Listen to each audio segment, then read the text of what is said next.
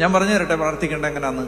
കർത്താവിന്റെ അടുത്തിരുന്നിട്ട് ഈ ഉള്ളിലുള്ളതെല്ലാം അതുപോലെ അങ്ങ് പറയുക. അതിന് പ്രാസവും വ്യാകരണവും ഭാഷയും അതിന്റെ വാക്യങ്ങളും അതിന്റെ ഭംഗിയൊന്നും നോക്കണ്ട നിങ്ങൾ. അഖിലാണ്ട കടാഹങ്ങളെ സൃഷ്ടിച്ച അണ്ടകടാഹങ്ങളുടെ പരമ്പൊരുളായ വിധാതാവായ ദൈവം തമ്പുരാനെ പഞ്ചഭൂതങ്ങളുടെ ആകത്തുകയെ എന്നൊക്കെ അതൊന്നും പറയണ്ട. അപ്പൊ അതുകൊണ്ട് ഞാൻ പറയാണ്, അവനവൻ അറിയാവുന്നത് പോലൊക്കെ പ്രാർത്ഥിച്ചാ മതി. ലോകത്തുള്ള എല്ലാ പ്രെയർ ബുക്കും വാങ്ങിച്ച് കാശ് കളയരുത്. ഒരുപാട് നമ്മുടെ യങ്സ്റ്റേഴ്സ് പ്രാർത്ഥന വെറുത്തത് എങ്ങനെയാണെന്നറിയാമോ?